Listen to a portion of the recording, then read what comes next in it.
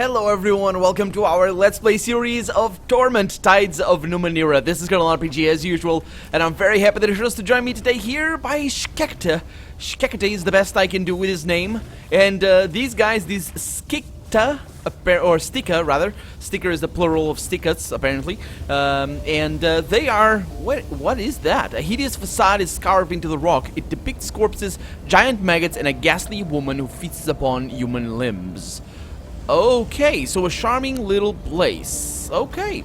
Last episode we were exploring here the underbelly. We talked to the meatmonger over there. We ate all of his meat. Well, not all of his meat, but a little bit of each meat. We didn't go over there to Michela, if I'm not mistaken. So we never really did go over there. But I was looking around, because we're really trying to find a place where we can sleep. And that is the cliff's edge, so we might be able to go there. Right now. We could go there right now, because I'm thinking that convincing these guys to stop mining and to stop digging, which is a task that was given to us by Pelii over there, convincing them is going to be a little bit problematic. There's something over there. I wonder if I can touch it. Can I touch, sir? Can I? I can. A little bit of money. Okay.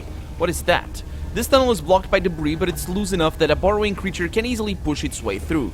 Okay, so we have this place over there. Let's have a chat with the merchant over here, and then let's go to Cliff's Edge and see if we can find a tavern to sleep in or just rest, because I really need to get my stats up, and I don't want to go through my my healing items for right now. Although we might have quite a lot of money. No, we don't have quite a lot of money. We have some money, but not quite a lot. Not quite a lot. Okay, so have a chat here with Michela. In a stall filled with all manner of dusty parts, connectors, and strange devices, a woman tinkers with a half-assembled power source, peering at it through spectacles that have several adjustable lenses. Her long white hair is disheveled, and the skin of her thin frame is marked with small scars and burns. She looks up curiously as you approach. Welcome to Michela's Mechanicals. I got a bunch of broken stuff and a few things that work. You want any of it? Let me know. So, where'd you get your stock? She shrugs. Trade mostly. Your friend Aliger there brings me things now and then. Hello, priest. Michela? I get stuff from little man too.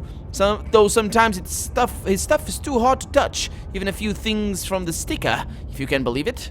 You trade with the Stika? Oh, now and then. They dig up all kinds of things in those tunnels of theirs.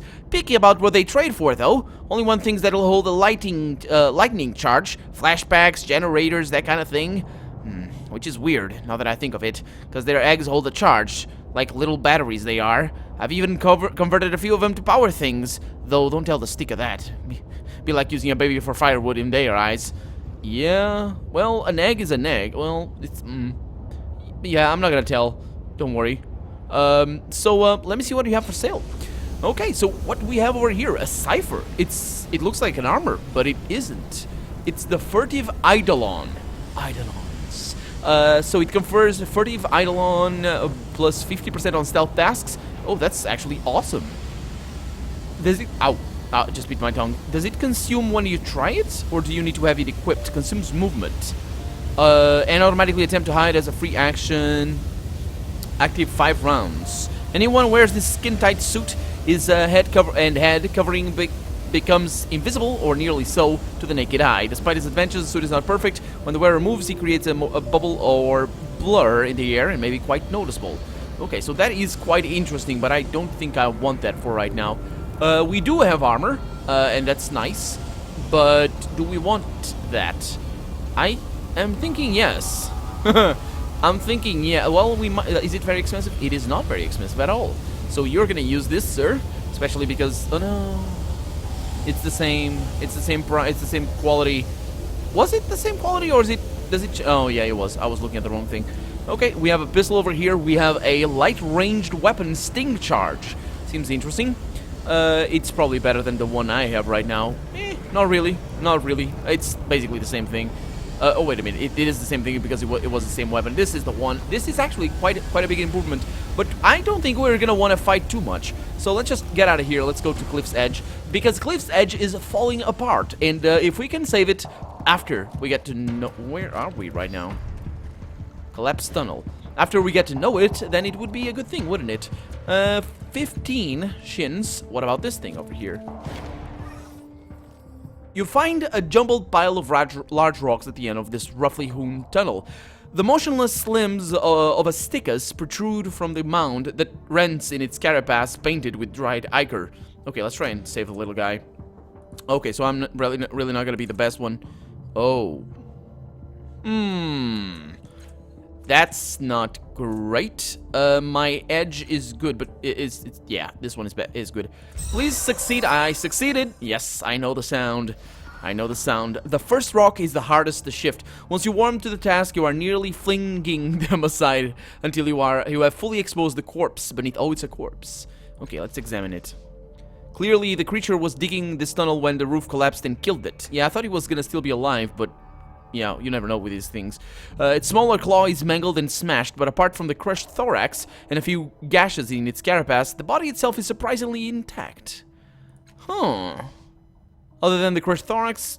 Okay. So what can I do with that? Can I masquerade as one of those stika? That'd be an interesting thing, although my character apparently doesn't have that as an idea. We'll see. We still need to talk to them, but that quest is gonna have to wait. I really hope that there are no time limits on these quests. I could check my journal, and I will check my journal once we are outside. And look at where we are. We have a very nice looking place. This looks like at least the color is the same as the one we found on the rifts, whatever, rifts of timeless something. So we got a hawker, we got townspeople around, we have a few guys up there. We have cultists, a thug going around. Discretion and secrecy, says that guy. Okay. Hawkers, I don't know what they are, but they sound like just traders or something like that. What do I have over here? Clears the fog of war in the current area. Yeah, we're gonna need that. But I do have, there we go. So, much better. Can I change their place? Doesn't look like it matters. So, there we go. Okay. So, that's good. You're gonna keep that one over there. Heals intellect. Yeah, you're definitely gonna keep that because you're the only one that really cares for that because he's got 10, or 9 rather than 10. Okay, good stuff, good stuff. We can sell this thing for a lot of money. I'm really not sure if I should hang on to those though. I think that's supposed to be like what the game plays. You get interesting trinkets and then you hold on to them because they look interesting and might come in handy later on. And I hope that's the case, to be honest. If it's sort of a meta game kind of deal, but let's have a chat with the people around here. See what this guy says. I run a respectable boarding house. At least it used to be before that priest moved in. Oh, okay. These guys are traders. Nope, your breath is bad. Just awful. Like your tongue died in your mouth. That's really nice of you to say. Thank you very much. The purpose of this protrusion eludes you, but the fact that there is one of them lined up with each outlet pipe emerging from the cliff wall can't be a coincidence. Strange fluids rush from these pipes, hinting at vast machinery and pipage within the cliffs themselves. Okay, so that might be one of the reasons for the sticker to actually be digging down there. I know that look, wondering why the levies aren't all over me, hey? Well, trade secret, plotter. Okay, so these guys are not very friendly. Well, we do have a few goons over here. They probably are not going to be friendly either. Don't mind my scowling friend there. Doesn't trust strangers much. Really? What about your friend? Don't remember asking you to join the conversation. Maybe you should just walk away. Yeah, maybe I should. Oh, we got an intoxicated woman. Whatever. Shall she say? She say? Well, whatever. Threads, shreds. What was she? I don't know what she was saying. Ooh. I saw it sneaking around along old. I heard something rustling inside that crashed airship, says the other guy. One at a time. One at a time. What is going on? This looks interesting. Find the stickers. Oh, okay. Excuse me. So it seems. Oh, look at this place. Awesome. So it seems that they are already dealing. Kyurgy. Huh. Yeah. It seems that they're already dealing with a sticker up here. Madelia Glittering and Mother Temas. Let me look at the map and see if I can find something interesting. So that's. Oh, it's a tavern! Yes! We found it, guys! We found it! Let's forget about the sticker. We're just gonna sleep. Oh, actually, before I go in. No, I wanted to see what was up there. Oh, this looks interesting. Looks very pretty. Although very steampunky. Oh boy, I can barely see. What is this? You see that? It's all blurry. Clarion. Oh. Isg. What happened? Why is it so silent? You noticed that?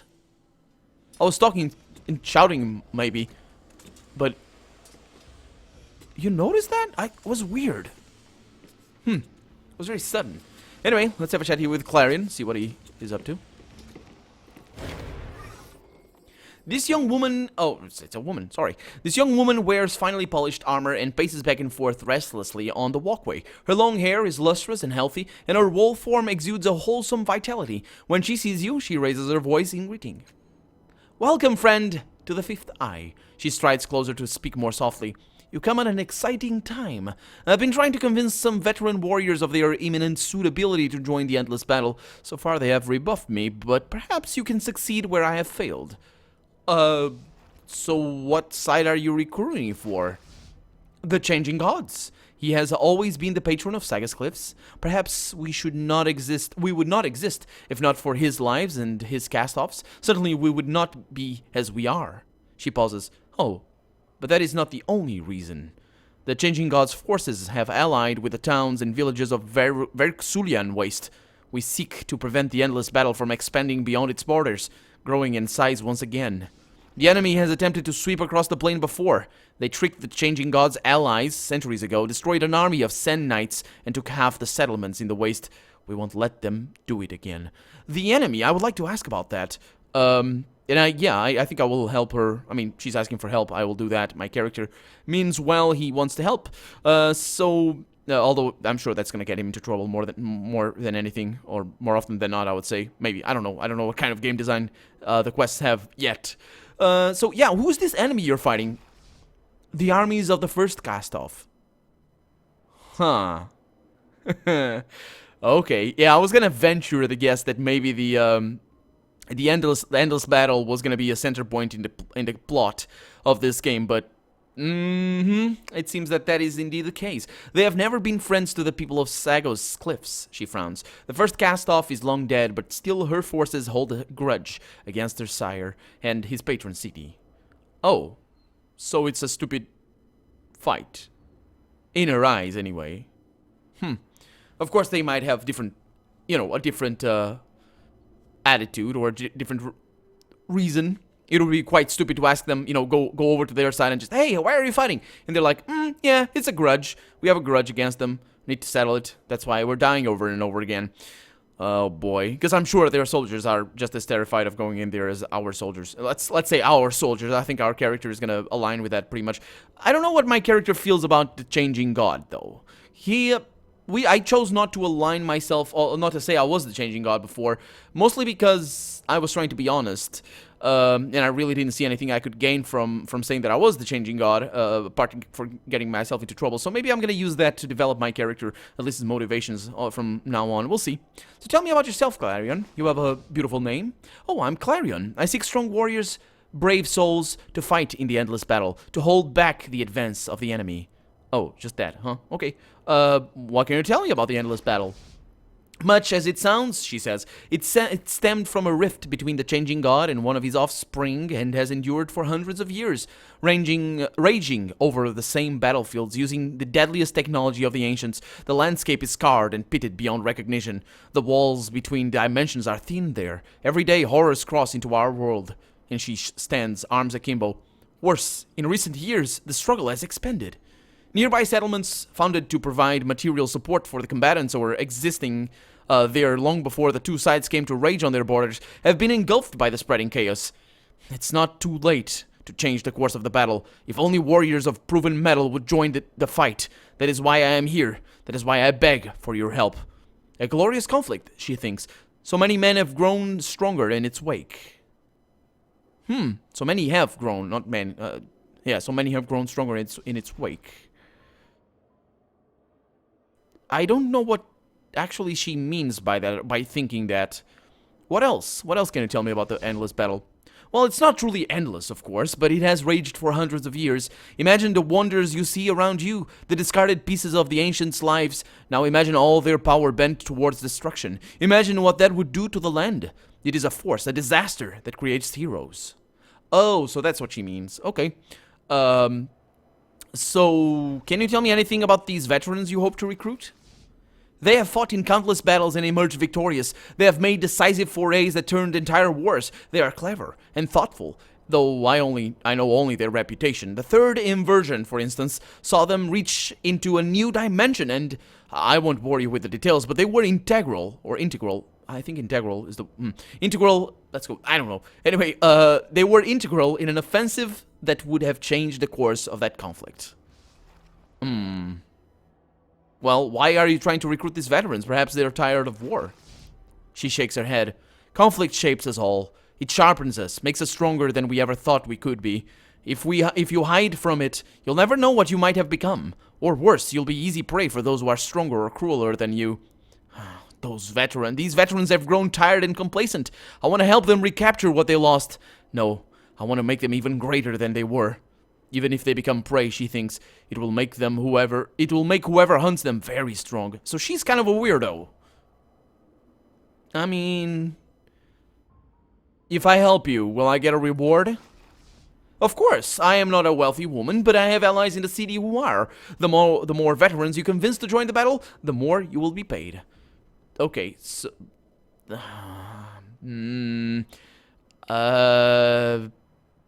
yes, I will help you recruit the veterans. I'll remember that. You will have my gratitude and a generous reward if you can succeed in this, friend. And she begins to point. At the bar, you see Leto, a woman clad in desert robes. Behind the bar, Feriok. At the table there, Ziob. And she lowers her voice again. With Ziob, you see Theberos. He is older, but he has great experience. And she indicates the final target with her chin. And then the crowning piece, Dama. He's their leader. Okay. You won't tell me anything about them, are you? Okay. Well, I'm definitely gonna need to sleep, but you're not the barkeep, so I'll thank you very much. I'll see you later. Always a pleasure. Okay. Let's have... That's kind of interesting. It looks like just a graphical thing, or a graphical, like a little detail. But let me save the game before I do talk to O over here. See what kind of creature this is. Your eyes cannot focus on this person. Whether male or female, you cannot say, but it hums with a force that both attracts and repels you. You feel a sense of amusement as its regard settles upon you. You speak to O, it says. You have tasted the truth in the form of machine lubricant. You have contemplated the totality of human existence. Speak quickly and true. The world slows around you. The being has no mind to speak of. Where there should be thoughts, you instead sense only a deep, endless hole, threatening to swallow your own mind. Who are you? I am O. You might call me an ultra-terrestrial, though I am far more. I am from beyond space, behind time, above your comprehension. Your mind has chosen this form for me, and I am content to exist in this structure, but know that I exist also outside of your subjective experience. Some might describe me as a superpositional extraction of fundamental universal laws made tangible. How that an extra... You're just full of it, aren't you? I don't really understand. How would you extract the laws? Don't you mean a superpositional, like, a projection? Although that might be just a... It gestures languidly and you understand perfectly, apparently. I am a word made flesh. A letter, at least. A concept covered in false skin. Infinitely malleable. Essentially unknowable. What does he mean to be a word? Oh, we met these guys before. You guys remember Genocide? Maybe he's the same race or something. I was. Am. Will be. I see into the infinite past, into the illimitable future. When the cosmos erupted into a sea of light, I saw it. When the mechanism winds to a sad and creaking end, I will weep. At the moment, the great winds of death enclose creation. I am the last vestige of dust, frozen, forever, perfected. So what are you doing here? Seems a very general question. So we don't really follow up on all these weird notions. Well, not our character doesn't anyway. I am here to see the final attempt at entry by the adversaries. I am here to offer a vision to Leto. Oh, Leto, wait a minute, we talked to him. Well, we talked about him before. Did you say this was the final attempt at entry by the adversaries? What was that? The adversaries thought to peel through realities, to devour this world as they have others. They have never lost. This world is their first taste of defeat. Within themselves, the eaten cores of their victims begin to stir. The adversaries will cease to exist in any meaningful form within a millennium if they are stopped here.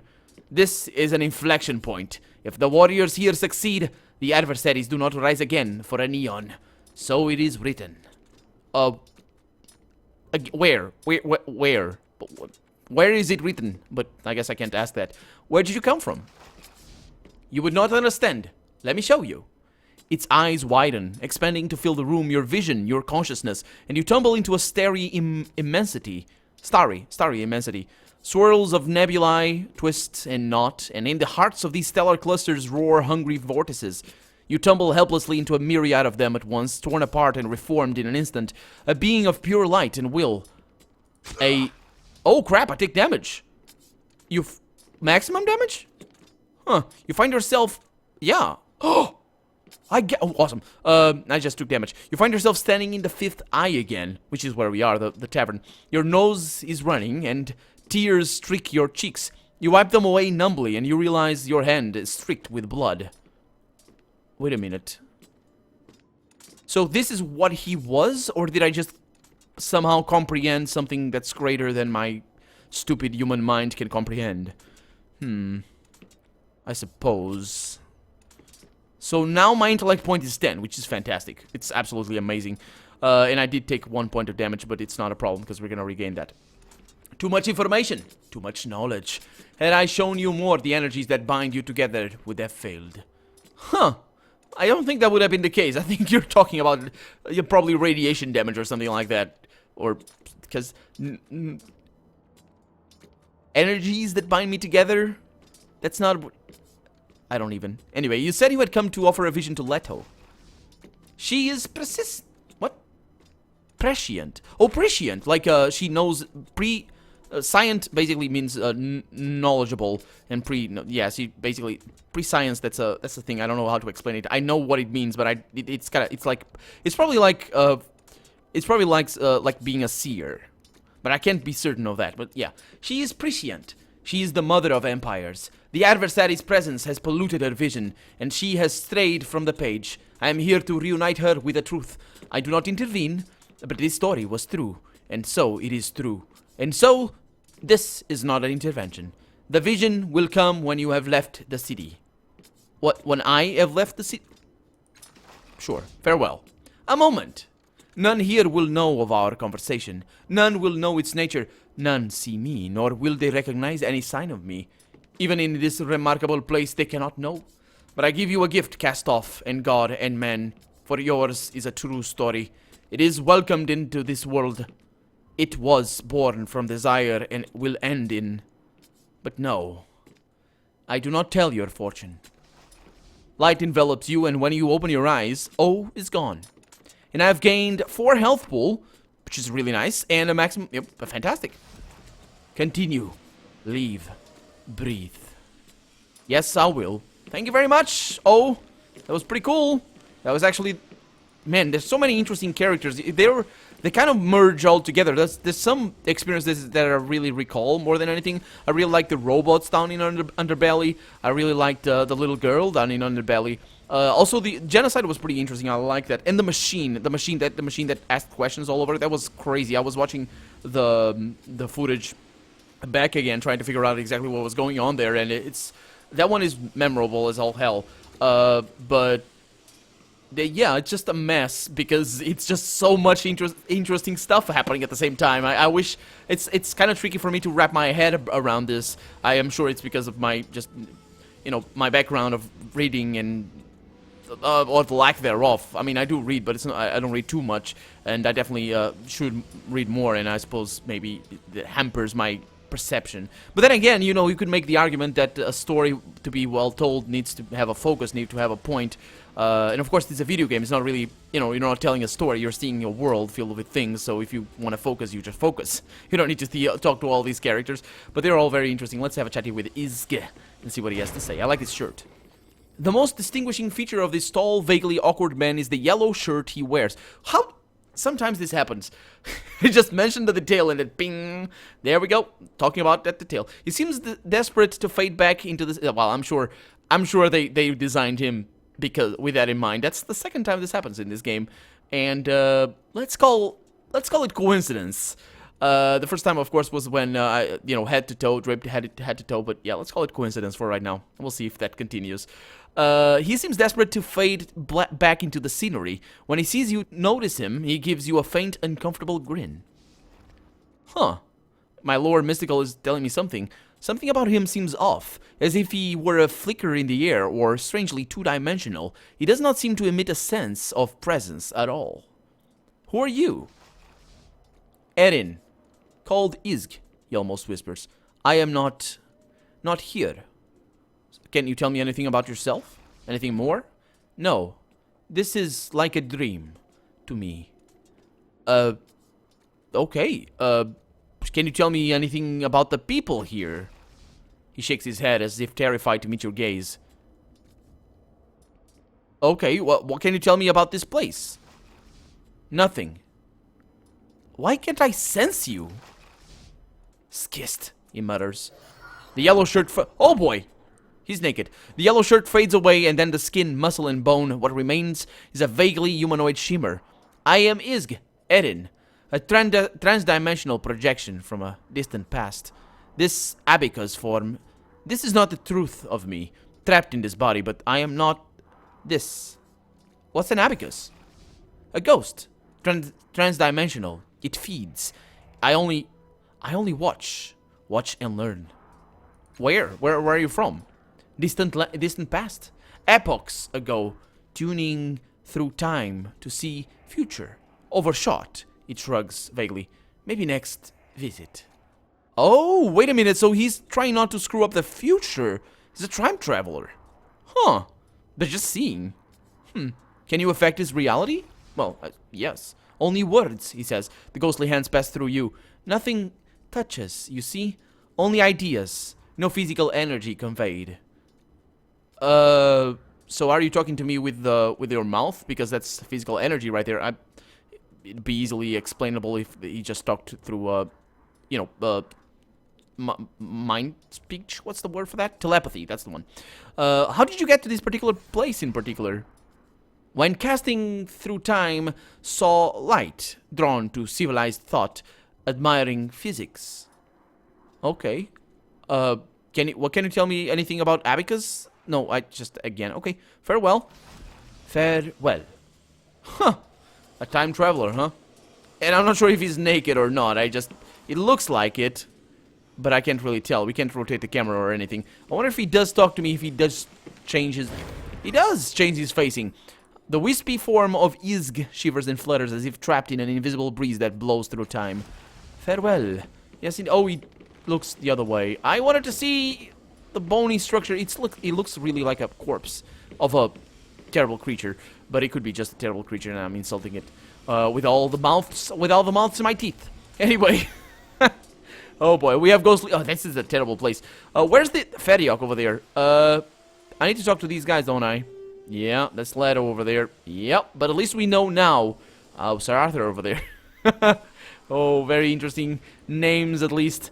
Hopefully very interesting characters. So we're gonna sleep here, but that's not gonna be for right now. As I was saying, this is the end. And we are out of time. So I'm Colonel RPG, and this has been Torment, Tides of Numenera. I really hope you've enjoyed it, and if you did, go ahead and leave a comment, like the video. But above all, as always, thank you so much for watching, and I hope I'll see you next episode. Bye-bye.